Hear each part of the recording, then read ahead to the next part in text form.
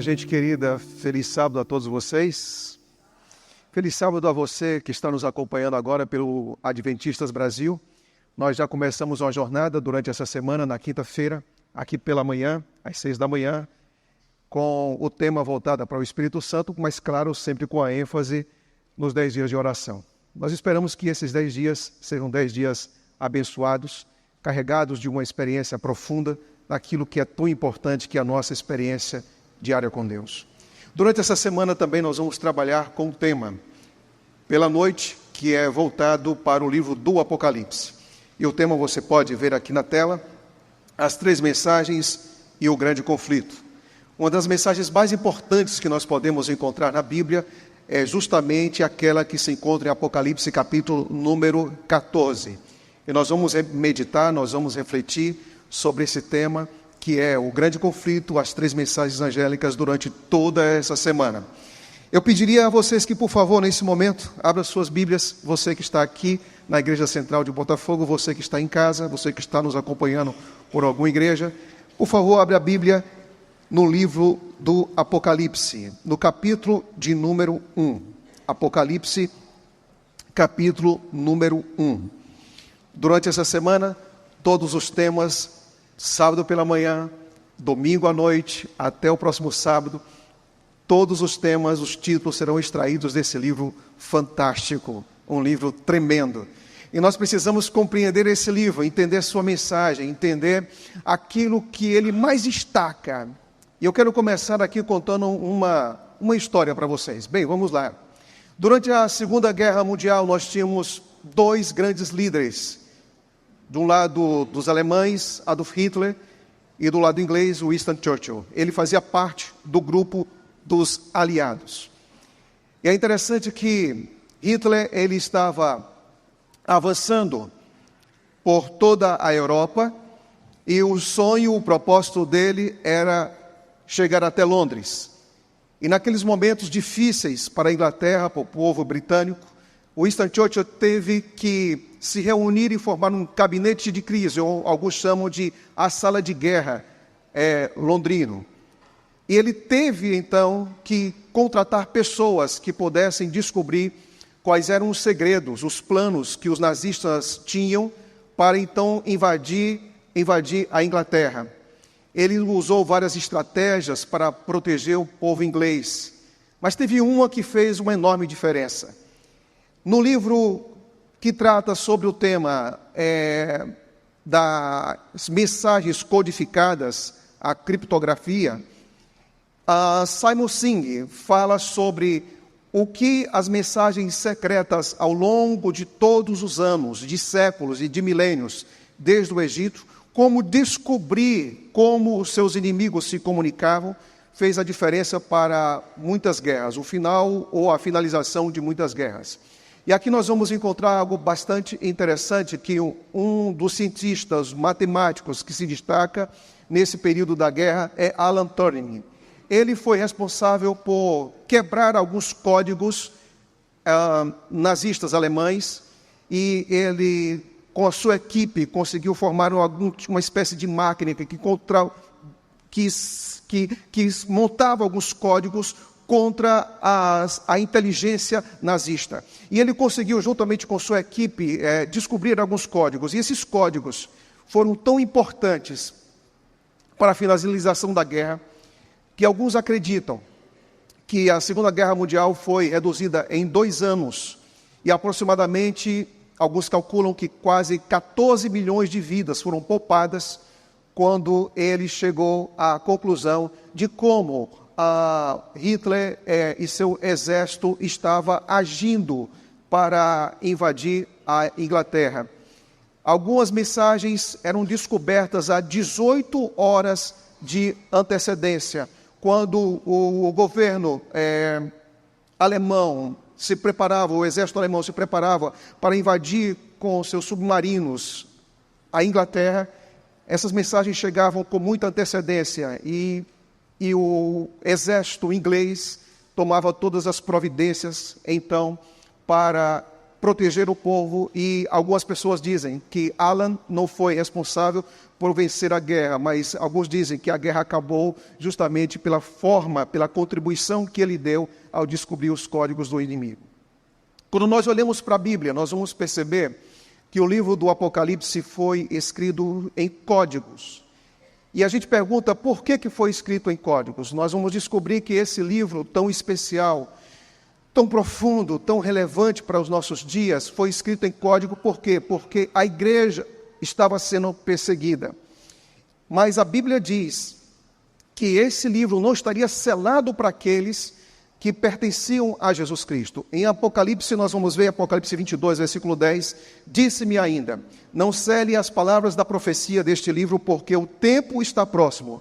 Então nós vamos perceber que esse livro, ele, para aqueles que sinceramente estão procurando conhecer a verdade, procurando conhecer a vontade, procurando conhecer a Deus, não é um livro que está oculto, é um livro que está revelado. E a pergunta que nós fazemos é qual um dos motivos que levou João a falar em códigos, em símbolos, naquele momento em que ele escreveu o seu livro na ilha de Patmos. Nós vamos encontrar um motivo, um dos motivos mais importantes é que ele escreve, porque naquela ocasião a igreja estava sendo perseguida.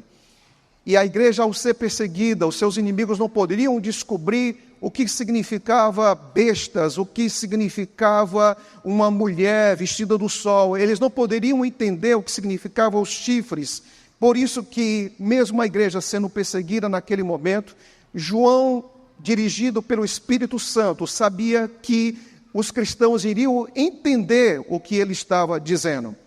Então, quando nós olhamos para a Bíblia, nós vamos perceber, por exemplo, que alguns códigos aparecem, especialmente no livro do Apocalipse, e que em toda a Bíblia nós vamos encontrar um significado. Por exemplo, animal na Bíblia, nós sabemos que significa rei ou um reino, de acordo com Daniel capítulo número 7. Dentro da literatura, da compreensão apocalíptica, nós vamos entender que Daniel capítulo 7 revela que animais significa rei ou reinos.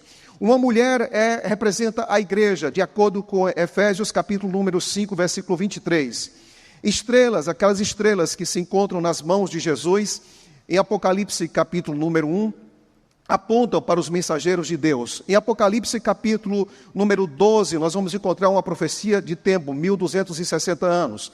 E lá nós vamos também encontrar o significado do que significa, do sentido de tempo, que tempo em profecia significa anos. E logo depois, nós vamos encontrar dentro do livro do Apocalipse uma palavra que vai aparecer várias e várias vezes, que é a palavra cordeiro. E a palavra cordeiro, como também leão, representam a mesma pessoa, e essa pessoa é a pessoa de Jesus Cristo. Bem, quando nós olhamos para esse livro fantástico, que desperta em nós muitos interesses, a pergunta que nós devemos fazer é a seguinte: qual é o centro desse livro fantástico? O que deve fazer com que o nosso interesse, a nossa busca, a nossa obsessão por esse livro, que ela é despertada por tantos enigmas e interesses, qual é o centro desse livro? E algumas pessoas podem dizer, o centro desse livro é uma mulher sentada em um animal terrível com 7 cabeças e 10 chifres, de Apocalipse capítulo número 17. Nós precisamos focar nossos olhos, nossas intenções e nossas atenções ao capítulo número 17, porque esse é o ponto central do livro. Então nós precisamos entender o que significa aquela mulher, por que ela está com um cálice nas mãos, por que ela bebe e oferece o vinho da sua prostituição às outras nações. A pergunta que deve ser feita: será que esse é o ponto principal do livro? Eu posso dizer para vocês que não. Quando nós olhamos para o livro do Apocalipse, a pergunta que fica é, já que não é o capítulo 17, será que o ponto principal do livro do Apocalipse é o 666? O que significa essa marca? Por que 666? Por que 666? De onde vem? Porventura, compreender esse tema é o tema mais importante do livro do Apocalipse? Por aventura, a marca da besta é um chip?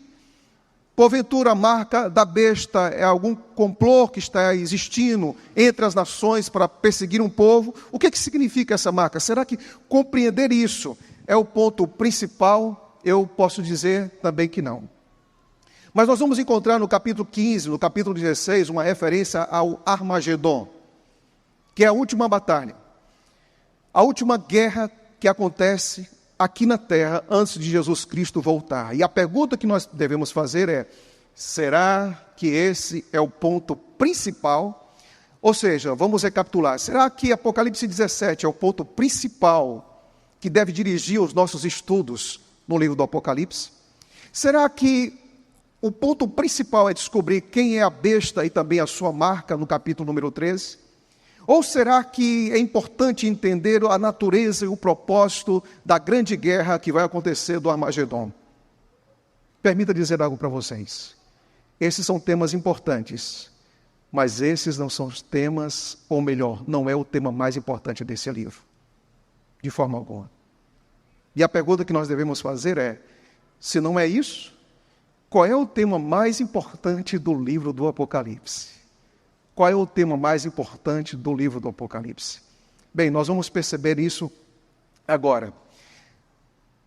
Abra sua Bíblia em Apocalipse, capítulo 1, e você vai ver qual é o tema principal desse livro.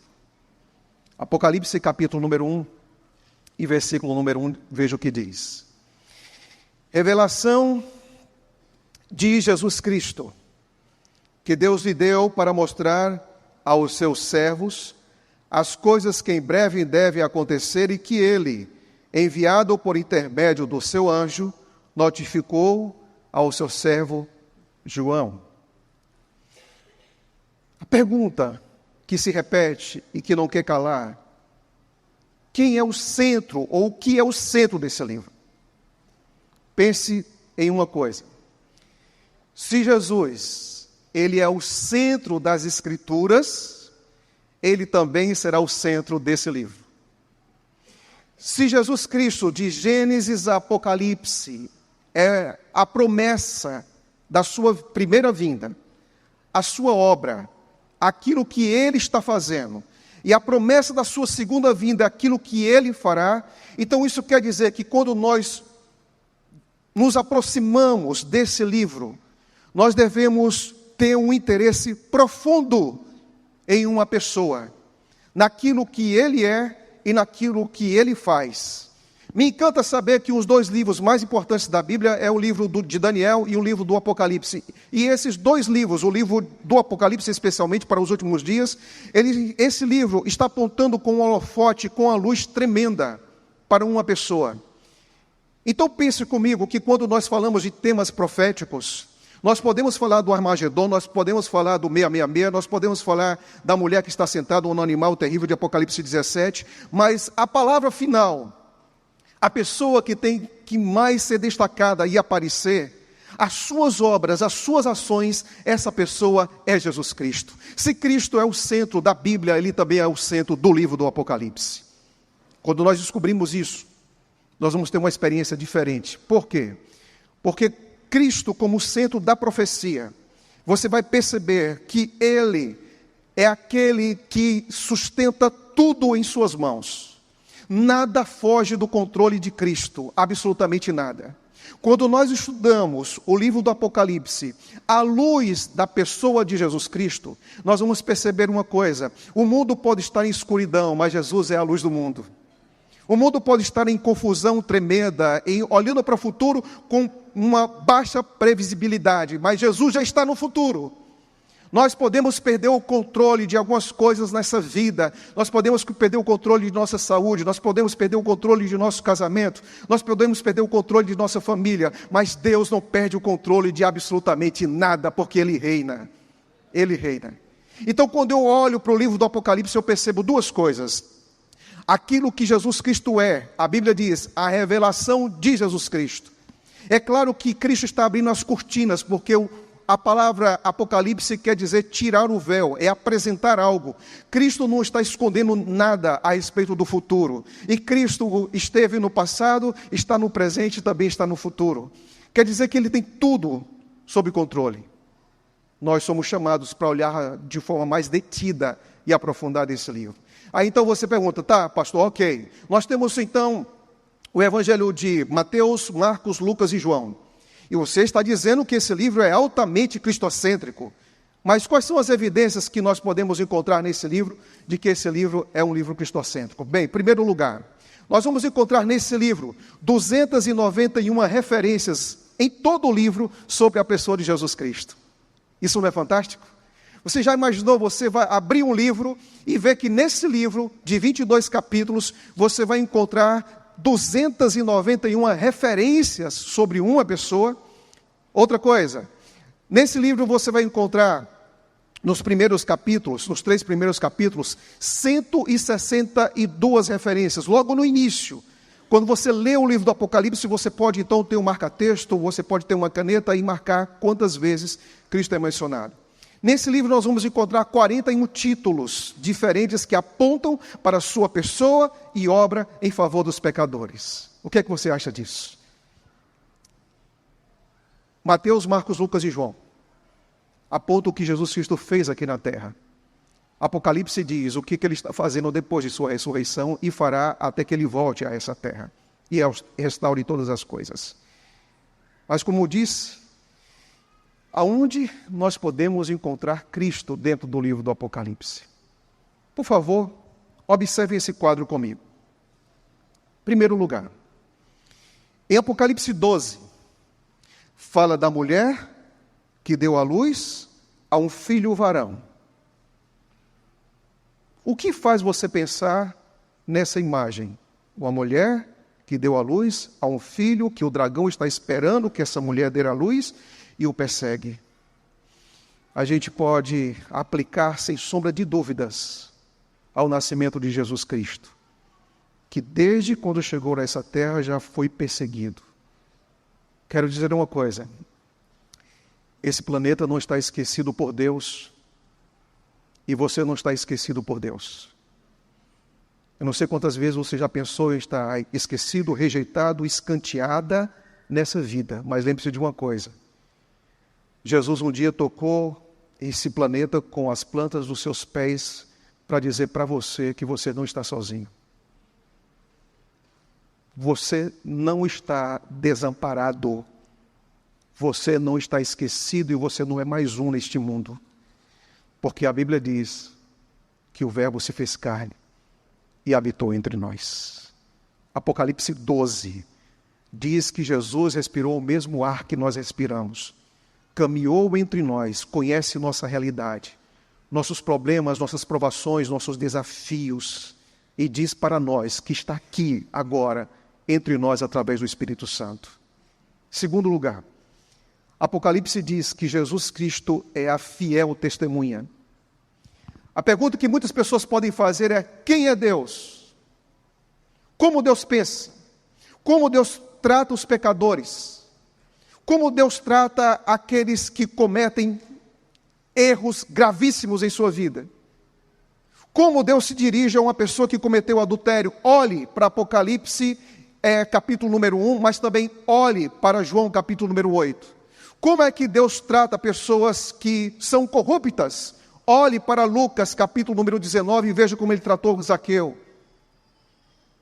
Quando os discípulos estavam confusos, um deles disse para Jesus: Jesus, mostra-nos o Pai. E Jesus Cristo disse: Felipe, se você ver a mim, você verá o Pai. Felipe, o contorno da minha vida, a minha fala, as minhas atitudes expressam quem é Deus. Deus não é uma pessoa que possui amor. Deus é amor e se manifestou em toda a plenitude de graça, de bondade e glória em uma pessoa, e essa pessoa é Jesus Cristo. A Bíblia diz que Ele representa Deus, a face de Deus, o rosto de Deus. Nós não podemos estar confusos a respeito de quem é Deus. Por quê? Porque Jesus Cristo disse que Ele e o Pai eram um. Quando a gente olha para Jesus Cristo, nós podemos saber claramente quem é Deus. Mas em terceiro lugar, a Bíblia diz que Jesus Cristo é aquele que nos ama. Por favor, abra sua Bíblia em Apocalipse capítulo número 1. E veja de cara, no primeiro capítulo, uma das mensagens ou frases mais impactantes desse livro. Capítulo 1, versículo 5 diz: e da parte de Jesus Cristo, a fiel testemunha, o primogênito dos mortos e o soberano dos reis da terra, aquele que nos ama e pelo seu sangue nos libertou dos nossos pecados. Aleluia! Aqui está dizendo que Jesus Cristo nos ama. Você pode ter dúvida sobre o amor do seu namorado, você pode ter dúvida do amor do seu marido, você pode ter dúvida do amor da sua esposa, mas nunca tenha dúvida do amor de Deus por você, porque o sangue de Jesus na cruz é a maior declaração de amor que Deus fez para você. Nos dá segurança. Nós vivemos em uma geração que fica buscando o amor, obcecada por simpatia, obcecada por likes, obcecados por aceitação, obcecados por ser aceito. Tem pessoas que estão se expondo a vida toda nas mídias sociais à procura de uma lembrança, à procura de um abraço, à procura de uma aceitação. Eu quero dizer uma coisa: se os seus olhos estiverem na cruz, você não vai ter problema de autoestima, porque na cruz Deus fez a maior declaração de amor, de respeito, de carinho, de atenção, de valorização a você. Quem é amado por Jesus Cristo se olha de uma maneira diferente. Se Deus valorizou você, se valorize, porque você é amado por Deus. O texto também diz algo mais. O texto diz que Ele é o primogênito dos mortos. Primogênito não é aquele que primeiro morreu e ressuscitou, mas quer dizer que os mortos só ressuscitam por causa dEle. Isso quer dizer o seguinte: nós podemos perder pessoas queridas, nós podemos perder entes queridos, mas Jesus Cristo nos deu esperança. A vida não é nascer, crescer, reproduzir, morrer e é fim. Não. Jesus Cristo disse: eu sou a ressurreição e a vida. Aqueles que creem em mim, ainda que morram, viverão. Aleluia. Você crê nisso? Você crê nisso? Levante sua mão e diga: eu creio. Eu creio nisso, pastor. Pastor, eu perdi uma pessoa muito querida nessa pandemia. Pastor, eu perdi uma pessoa muito querida esse ano. Parece que a gente é rasgado, né, por dentro.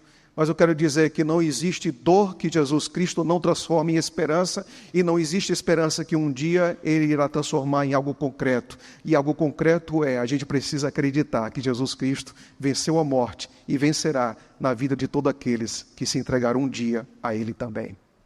A Bíblia também diz, em Apocalipse 1, que Ele voltará. Eis que venho nas nuvens do céu e todo olho verá. Você sabe como é que termina o livro do Apocalipse? Vamos dar aqui uma passagem bonita sobre o livro do Apocalipse. Primeiro, no livro do Apocalipse, no capítulo número 1, João está na ilha de Patmos. Quem que aparece para João? Jesus Cristo. No capítulo 2, ele apresenta a série das 7 igrejas, 2 e 3, Éfeso, Esmirna, Pérgamo, Tiatira, Sardes, Filadélfia e Laodiceia. O que nós vamos encontrar? Quem é que está falando para a igreja? Jesus Cristo e o Espírito Santo. No capítulo de número 4, Jesus Cristo aparece também ali de forma indireta no trono de Deus. No capítulo número 5, ele é o cordeiro que foi morto. No capítulo número 6, ele é aquele que começa a abrir os selos. No capítulo número 7, ele é o 4º anjo que vai marcar o seu povo. No capítulo número 8, é ele que dá ordem para as trombetas. No capítulo número 9 também. No capítulo 10, as 2 testemunhas, com o Antigo e o Novo Testamento, representam quem é Jesus Cristo. No capítulo 10, nós vemos o anjo especial que diz para João que não haverá mais demora. No capítulo número 11, nós vamos encontrar as 2 testemunhas. No capítulo número 12, nós vamos encontrar uma mulher que dá à luz a um filho, esse filho é Jesus Cristo. No capítulo número 13, nós vamos encontrar uma besta que sai do mar e uma besta que sai da terra. Mas entre essas 2 bestas diz que nós devemos ter os nossos nomes no livro do Cordeiro. No capítulo número 14, as 3 mensagens angélicas, que o centro é Jesus Cristo. No capítulo número 15, é o cântico de Moisés, que o centro desse cântico é Jesus Cristo.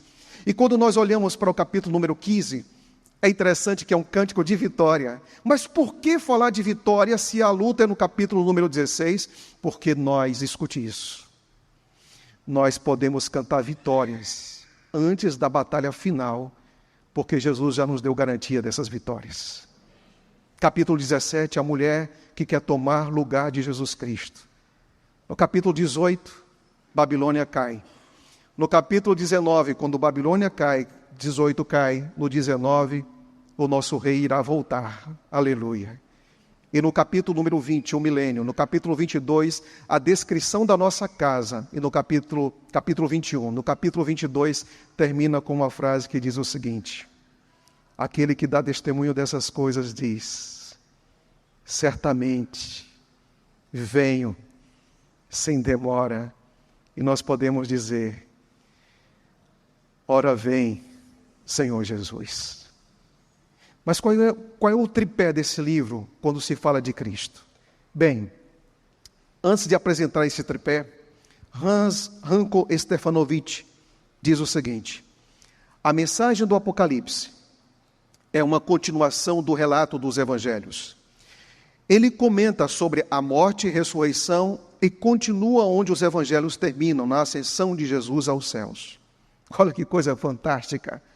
Jesus Cristo não está tirando férias no céu, Ele está trabalhando por várias pessoas, está trabalhando por mim e por você.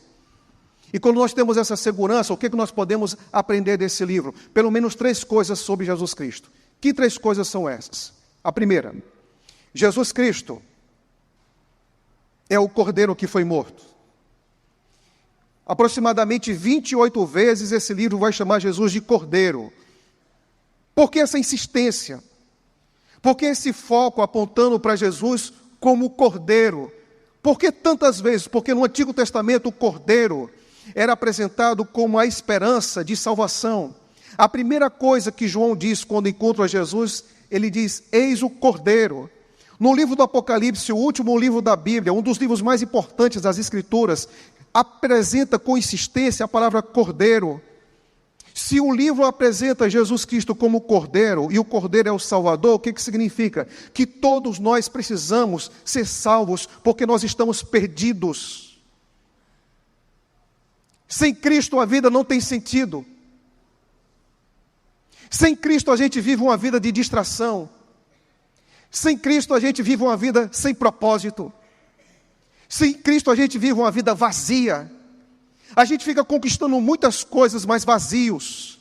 Por quê? Porque Jesus Cristo, Ele disse que era o real sentido da vida.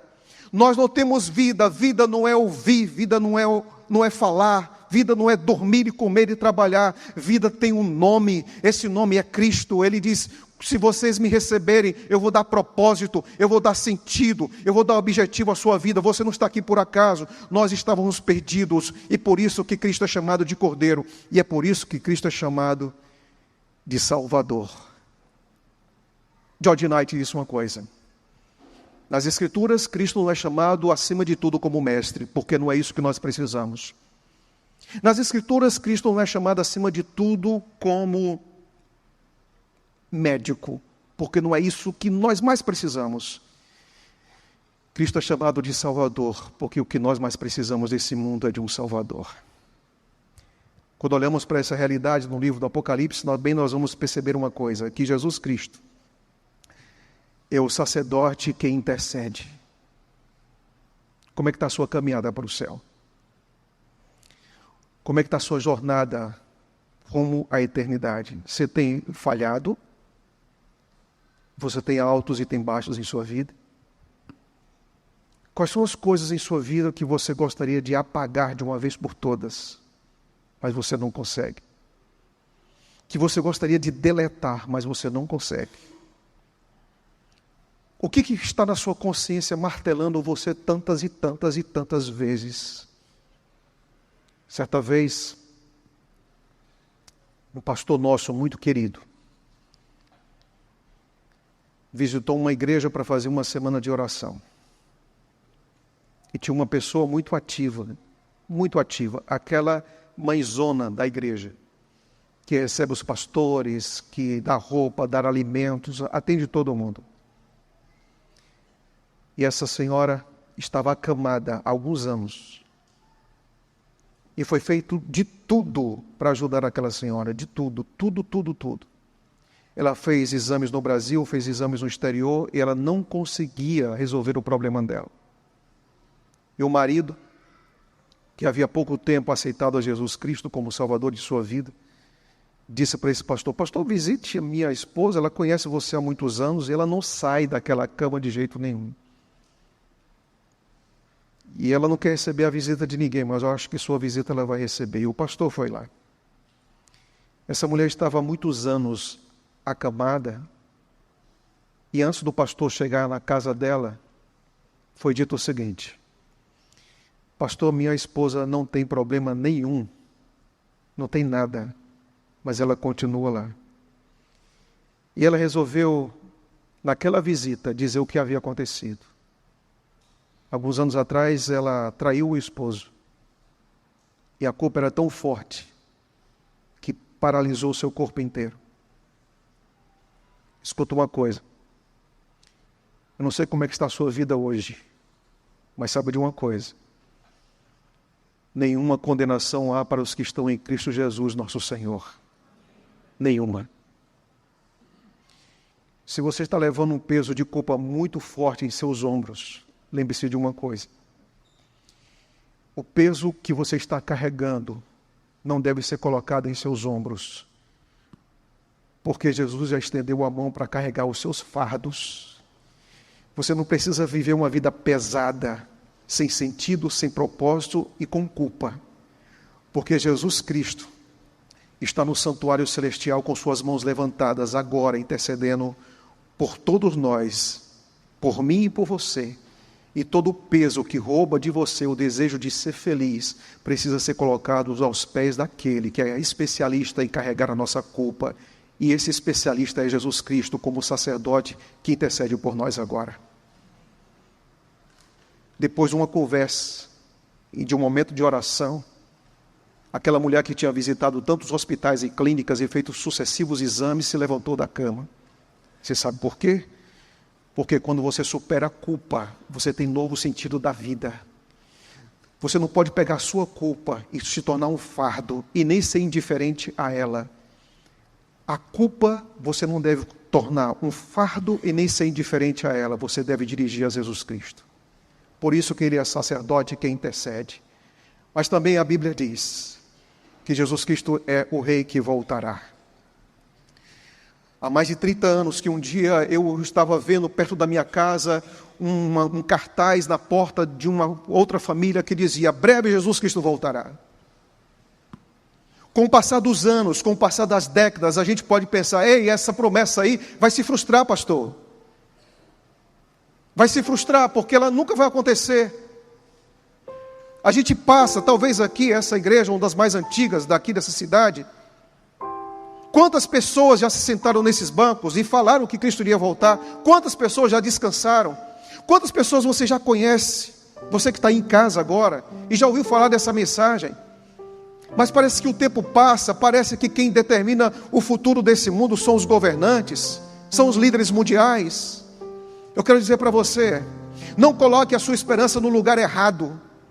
Não coloque a sua esperança no Planalto, não coloque a sua esperança em outras instituições. Coloque a esperança naquele que tem o controle de tudo. É possível que às vezes pessoas que você ama quebrem promessas. É possível que políticos quebrem promessas.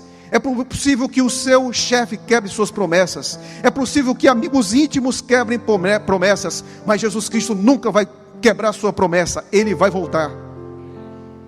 Daqui a pouco esse céu vai ser rasgado pela glória de Deus.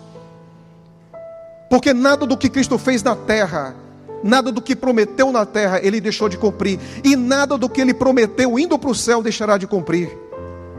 Por isso, revigora as suas forças. Não perca a esperança. Porque um dia tudo vai estar cada vez mais escuro.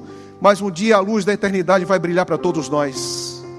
Então por isso, renove suas forças. Sabe por quê? Porque Jesus Cristo vem resgatar você. Naquele dia, Ele irá chamar vários e vários nomes. Naquele dia em que mortos serão devolvidos por seus familiares, que coisas extraordinárias irão acontecer com os nossos corpos. Naquele dia Jesus Cristo vai chamar milhões e milhões de nomes. E naquele dia Ele vai chamar o seu nome. O seu nome. O seu nome. Por que a gente não vive essa esperança com mais intensidade? Alguns anos atrás, uma moça chamada de Barbara Mackley, estava em uma faculdade nos Estados Unidos e a sua mãe foi buscá-la porque estava acontecendo uma epidemia em 1968. E naquela epidemia de gripe, ela era filha de um grande empresário nos Estados Unidos. A mãe foi buscá-la. E quando a mãe foi buscá-la, a viagem era muito longa, tiveram que ficar em um hotel. E naquele hotel, 2 criminosos que estavam vestidos de policiais conseguiram então raptar aquela garota. Deixaram a mãe, mas raptaram aquela garota. E aquela garota, ela foi colocada em uma espécie de sepultura com uma câmara que havia ventiladores, oxigênio e que ela podia então sobreviver por alguns dias. Foram 83 horas. E essa moça ali dentro daquele lugar terrível, em que ela disse em o seu livro, depois de 83 horas, ela fala que um dos momentos mais difíceis era quando a areia estava sendo jogada em cima dela e ela estava desesperada que a voz não poderia ser mais ouvida. Os criminosos tiraram essa foto dizendo que ela estava então sequestrada. Fizeram então os apelos, ou melhor, dirigiram-se aos pais dela, especialmente ao pai que era um grande empresário, que pagasse pelo resgate dela.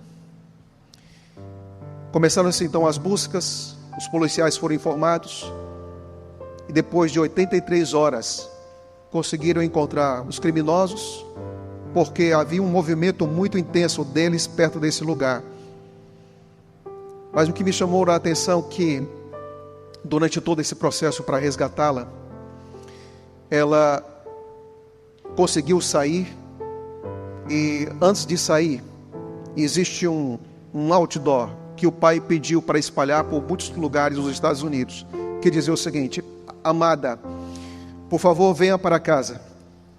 Nós pagaremos todas as despesas e encontraremos você em qualquer lugar, a qualquer hora. Seu lugar não é aqui. O meu lugar não é aqui. Você não foi chamado para pensar em dias melhores. Você foi chamado para pensar na eternidade. Na eternidade. Deus não está te prometendo um Rio de Janeiro melhor. Deus não está te prometendo um Brasil melhor. Deus não está te prometendo um mundo melhor. Mas Deus promete para você vida eterna. Vida eterna.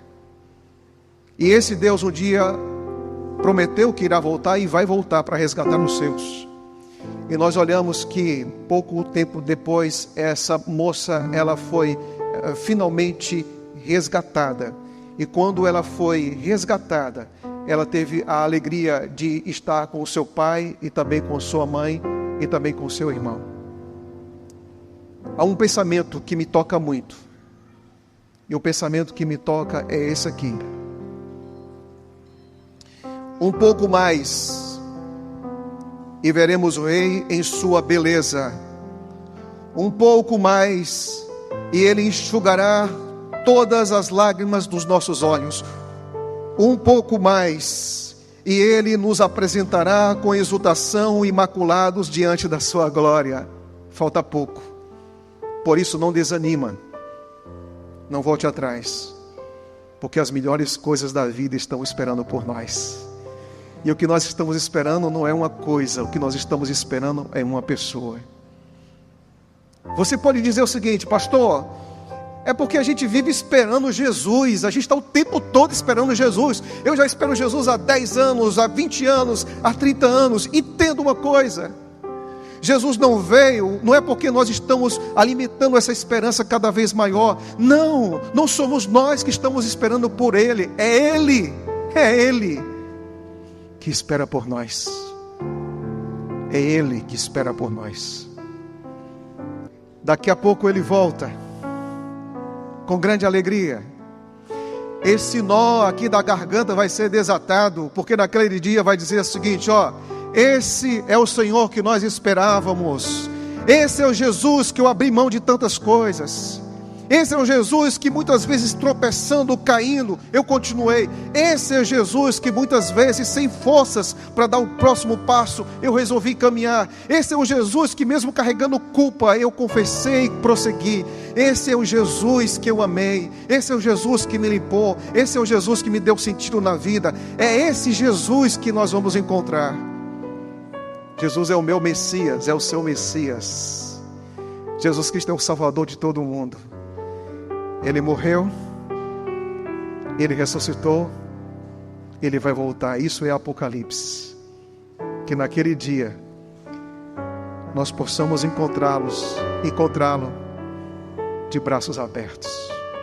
Você crê nisso? Quem gostaria de dizer: eu quero encontrar Jesus com um sorriso no rosto, com um brilho nos olhos e de braços abertos? Levante sua mão. Você que está em casa, diga isso: eu quero encontrar Jesus de novo, com um sorriso no rosto, com um brilho nos olhos e de braços abertos.